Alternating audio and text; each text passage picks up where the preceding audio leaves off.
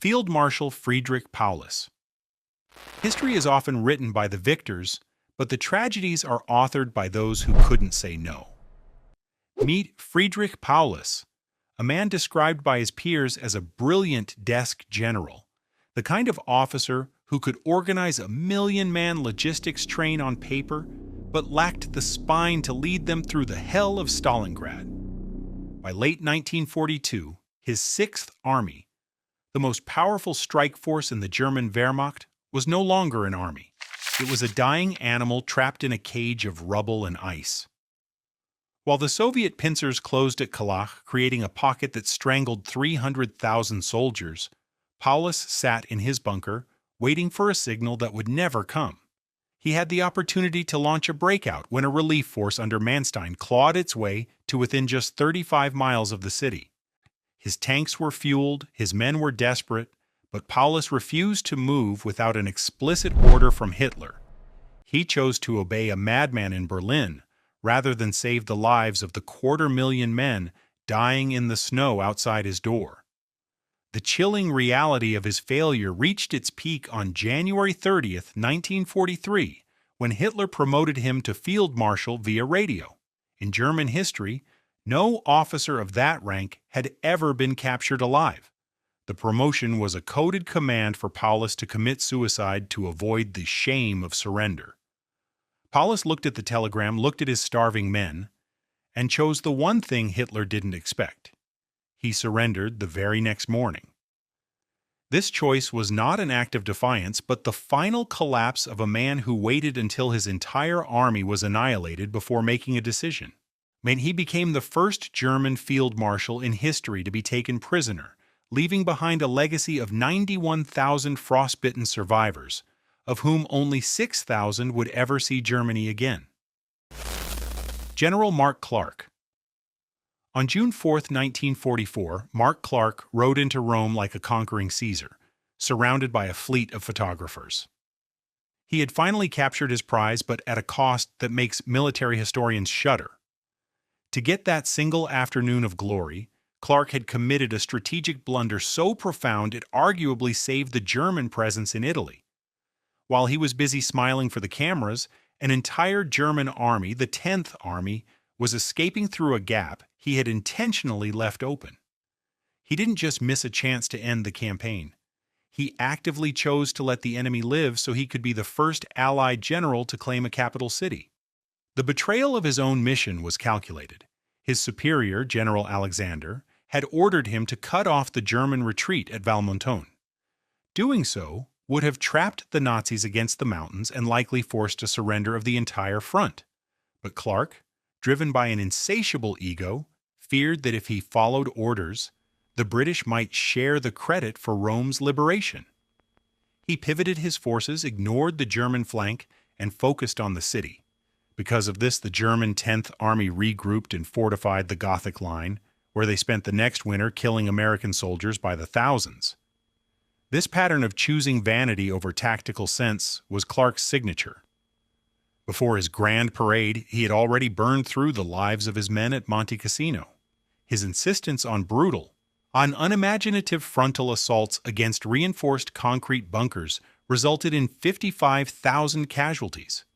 He was a commander who preferred a high body count and a front-page story over a clever maneuver. The ultimate punchline? 2 days later, D-Day happened. The liberation of Rome was kicked off the front pages by the Normandy landings. Clark had sacrificed his strategic advantage and the lives of his men for a fame that lasted less than 48 hours, leaving his troops to continue bleeding in the mountains for another year. Marshal Semyon Budyonny. In the high-speed mechanized nightmare of 1941, Semyon Budyonny was a ghost from a century that no longer existed. While German panzers were rewriting the rules of war with radio coordination and lightning speed, Budyonny was still polishing his medals and grooming his legendary mustache. He wasn't just a poor commander, he was a conceptual fossil. To Budyonny, the tank was a noisy distraction and the radio was a tool for cowards. He believed the soul of the Red Army resided in the thundering hooves of the cavalry, and this delusion would lead to the single greatest military disaster in human history. When the German onslaught hit, the Southwest Front under Budyonny was paralyzed by his refusal to adapt. He actively suppressed the deep battle doctrines of younger, more modern officers, many of whom he had helped send to the firing squads during Stalin's purges. While the Germans used 75mm high-velocity guns to pierce Soviet armor from a distance, Budyonny was still advocating for horse-mounted charges with sabers. He simply could not process a battlefield where an enemy could move 30 miles in a single day. He was playing a game of chess while the opponent was using a flamethrower. The bill for his ignorance came due at Kiev. Budyonny's total lack of tactical awareness allowed the German pincers to snap shut, creating a pocket of death. Despite the obvious disaster unfolding, he remained loyal to Stalin's not a step back order until it was too late. The result was a staggering 600,000 Soviet soldiers captured or killed, a loss of manpower so vast it could have populated several medium-sized cities. It remains the largest encirclement ever recorded. Budyonny survived the war not because of his talent, but because he was Stalin's favorite relic. Lieutenant General Renya Mutaguchi. When we talk about the most disastrous military campaigns of World War II, Operation Yugo usually sits at the top of the list. This was the ill-fated invasion of India in 1944, and the man behind the catastrophe was Lieutenant General Renya Mutaguchi. Most generals at least try to balance their objectives with the reality of supply lines, but Mutaguchi operated in a world of pure delusion. He ordered 85,000 Japanese soldiers to march through some of the most unforgiving, vertical terrain on the planet, the Burmese-Indian border, during the height of the monsoon season. His supply plan was not just bad, it was non-existent. He provided his troops with exactly 17 days of food for a campaign that was designed to take months. When his logistics officers brought up the very real possibility of mass starvation, Mutaguchi's response was a mix of arrogance and madness. He told his officers that the Japanese soldier was a spiritual vegetarian and that they could simply forage like cattle in the jungle. He honestly believed that the superior Yamato spirit would allow his men to survive on nothing but grass and the willpower to serve the emperor. This wasn't leadership, it was a death sentence written in ink and arrogance. The tactical layout was just as broken as the logistics. While his men were being torn apart by British artillery and monsoon mud at Kohima and Imphal, Mutaguchi was nowhere near the front. He set up his headquarters miles away in a comfortable villa, where he spent his days obsessed with traditional tea ceremonies and partying with geishas. He treated the war like a background noise to his personal, social life. As the British lines held, the Japanese army didn't just lose, it started to rot. The situation got so horrific that those who didn't die in the trenches were reduced to skeletons, forced to eat mud, tree roots, and the rotting, fly-blown carcasses of their own dead pack animals just to keep their hearts beating for another few hours. By the time Mutaguchi finally realized his mistake and ordered a retreat, it was too late. The jungle paths back to Burma became what survivors called the Road of Bones. Of the 85,000 men who started the campaign, more than 53,000 never returned. The forest floor was literally paved with the bleached remains of soldiers who had starved to death while their general blamed their lack of spirit for his own failures. He even fired 3 of his divisional commanders mid-battle, just for telling him the truth about the hunger of their men. Mutaguchi didn't just lose a battle, he presided over a human slaughterhouse of his own design. And he never once showed a shred of remorse for the tens of thousands of lives he extinguished. General Maurice Gamelin.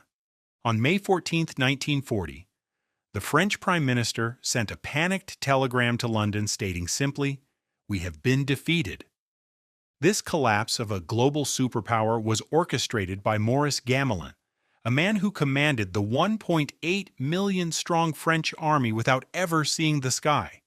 Hidden away in the Château de Vincennes, Gamelin operated from an underground headquarters that was a technological desert. He forbade the installation of a single radio or telephone, fearing they might be intercepted. Instead, the fate of Western Europe was decided by motorcycle couriers who struggled through clogged roads, ensuring that by the time Gamelin's orders reached the front, the German panzers had already moved another 50 miles. Gamelin's strategic failure was rooted in a fatal combination of arrogance and obsolescence. He moved his elite motorized forces north into Belgium under Plan D, precisely as the Germans had hoped, leaving his center paper-thin. When 7 German armored divisions slammed through the Ardennes forest, a sector Gamelin had dismissed as impossible for tanks to cross, the French army was effectively decapitated. He had ignored all aerial reconnaissance reports showing the massive German traffic jam in the forest, choosing to believe his 1914-style maps over the reality of 1940. The defining moment of his failure occurred when Winston Churchill arrived in Paris to find a supreme commander who had no idea where his own troops were located, admitting with a shrug that he had 0 strategic reserves left to counter the breakthrough. This total lack of a safety net meant that once the line was pierced, the nation was finished. Gamelin had effectively paralyzed his own command structure through a refusal to use modern communication. Because of one man's pride and his attachment to an era that died 20 years earlier, France fell in just 6 weeks, and nearly 2 million soldiers were marched into years of captivity because their leader was a ghost in a fortress who refused to listen. General Lloyd Fredendall. In the brutal deserts of North Africa, a general's place was usually in the dust alongside his men. But Major General Lloyd Fredendall had a different plan. During the 1943 Battle of Kasserine Pass, Fredendall established his command post a staggering 70 miles behind the front lines. He was so terrified of a potential German air raid that he refused to even visit the officers he was supposed to be leading. This wasn't just caution, it was a total abandonment of his troops who were facing the veteran panzers of Rommel for the very first time. While his green American infantry were desperately clawing at the frozen Tunisian ground with their bare hands to find cover, Fredendall was busy with a construction project. He had pulled an entire battalion of elite army engineers off the front lines. These men should have been laying minefields or building tank traps to stop the German blitzkrieg. Instead, Fredendall forced them to spend 3 weeks blasting a massive, private underground bunker into a ravine wall just for his personal quarters. He prioritized a hole in the ground deep enough to survive a 500-pound bomb, while his front line was held together by nothing but luck and the blood of boys who had no defensive positions. His incompetence didn't stop at construction. Fredendall harbored a weird, paranoid obsession with radio security. He forced his staff to use a bizarre slang code that he invented himself. He called tanks popcorn, infantry walkers, and the German enemy the big fellow. During the peak of the battle, when clear communication was a matter of life or death, his radio operators were left stuttering in confusion. They couldn't decipher if popcorn was popping meant a tactical retreat or a massive enemy breakthrough. The result was a humiliating slaughter. The United States suffered 6,500 casualties, and nearly 4,000 Americans were captured because they never received a clear order to pull back. When General Patton finally arrived to replace him, he was disgusted to find a command paralyzed by one man's fear. Fredendall was sent back to the States in shame, a man who sacrificed thousands of lives just to ensure he had the deepest, safest hole in Africa. Lieutenant General Arthur Percival. Singapore was never supposed to fall. It was the Gibraltar of the East, a fortress bristling with massive 15-inch coastal guns designed to vaporize any invading fleet. Yet Lieutenant General Arthur Percival managed to lose this crown jewel of the British Empire in just 7 days. He faced an enemy he outnumbered nearly 3-1. Percival was a man of rigid Victorian bureaucracy.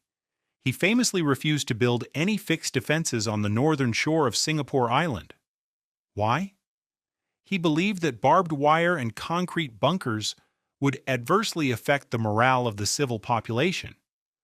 By choosing to protect the delicate feelings of colonial elites instead of the actual gates to the city, he handed General Yamashita an open invitation to walk right in.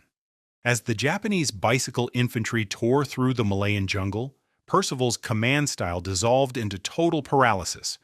He sat in his headquarters miles from the front, shuffling papers, while 85,000 British, Australian, and Indian troops waited for orders that never made sense. Yamashita, by contrast, was leading only 36,000 exhausted men. They were at the absolute end of their logistical tether. The Japanese were effectively out of food. Their water was contaminated. Their artillery had dwindled to just a few dozen shells per gun. It was the most audacious bluff in military history. Yamashita was terrified. He knew that if the British simply asked to see his ammunition counts, the game was over. But Percival was blinded by his own defeatism. He fell for the ruse hook, line, and sinker. Without launching a single major counteroffensive, he handed over the most strategic naval base in Asia. This single moment of weakness condemned tens of thousands of men to the unimaginable brutality of the Death Railway. By signing that surrender document at the Ford factory, Percival signed a death warrant for over 12,000 of his own soldiers who would eventually perish in captivity. He allowed a bluffing opponent to walk away with an entire empire. He lacked the imagination to realize that a bicycle could be stopped by a trench. It is a haunting reminder that in war, the loudest bark often hides the weakest bite. Costly ego trips fascinating? Make sure to hit that subscribe button and join our community of history enthusiasts. Thank you so much for watching, and I'll see you in the next deep dive into the turning points of World War II.